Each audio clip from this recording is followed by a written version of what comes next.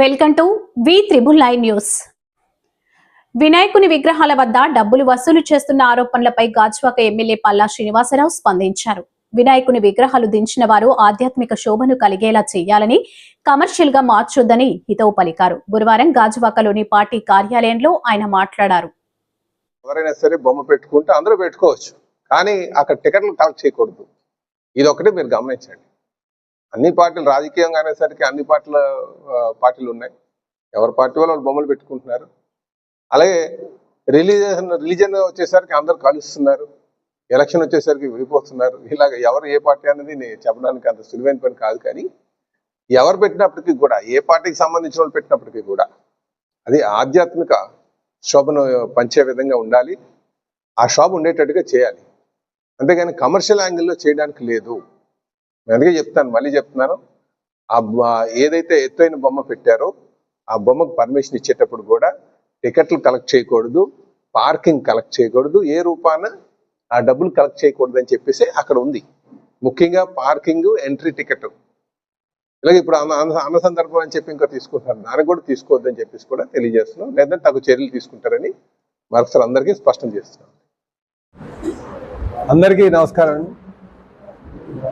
మరి ఈ press meet యొక్క ముఖ్య ఉద్దేశం, రేపు తెలుగుదేశం పార్టీ జాతీయ అధ్యక్షులు అలాగే రాష్ట్ర ముఖ్యమంత్రి అయినటువంటి శ్రీ నారా చంద్రబాబు నాయుడు గారి యొక్క tour schedule, Visakhapatnam tour schedule, అలాగే తెలుగుదేశం పార్టీ జాతీయ ప్రధాన కార్యదర్శి, యువ నాయకులు, తెలుగుదేశం పార్టీ భవిష్యత్ నాయకులు, విద్యాశాఖ మంత్రులైనటువంటి లోకేష్ బాబు రేపు విశాఖపట్నం పర్యటన కోసం వస్తున్నారు.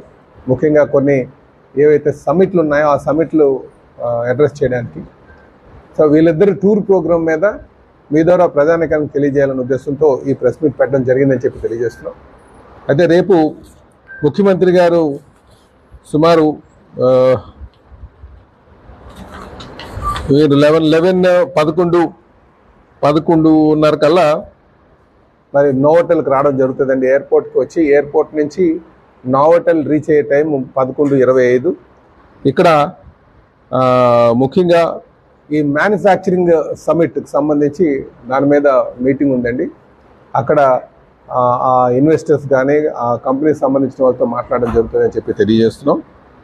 దాని తర్వాత అది నోవోటల్లో జరుగుతుందండి ఆ మీటింగు. అలాగే అక్కడి నుంచి మళ్ళీ రాడిసన్కి వెళ్తారండి. రాడిసన్ కూడా related, artificial intelligence related Griffin network అని చెప్పేసి దానికి సంబంధించి అక్కడ systems related, computer system related, artificial intelligence సంబంధించిన దాని మీద అక్కడ మీటింగ్ జరుగుతుందని చెప్పి తెలియజేస్తున్నాం. తర్వాత అక్కడి నుంచి వారు అక్కడి నుంచి మళ్ళీ నేరుగా బెంగళూరు వెళ్ళేటువంటి 4:20 కల్లా బెంగళూరుకి మళ్ళీ వెళ్ళిపోతారండి. బెంగళూరుకి డిపార్చర్ అవుతారని చెప్పి ఈ సందర్భంగా తెలియజేస్తున్నారు. అంటే ఇవి ఎక్కువగా ముఖ్యమంత్రి గారు వచ్చిందల్లా ఈ మ్యానుఫ్యాక్చరింగ్ సమ్మిట్ మీద, అలాగే ఈ గ్రిఫిన్ రిలేటెడ్ దాని మీద వచ్చారని చెప్పి ఈ సందర్భంగా తెలియజేస్తుంది. వీటితో పాటు ఇంకా అక్కడ ఏరోస్పేస్ ఇండస్ట్రీస్ కూడా జరుగుతుందండి. దానికి లోకేష్ బాబు వస్తున్నారని చెప్పి తెలియజేస్తున్నారు. అలాగే రిలేటెడ్ దానికి కూడా లోకేష్ బాబు అటెండ్ అవుతారని చెప్పి తెలియజేస్తున్నారు.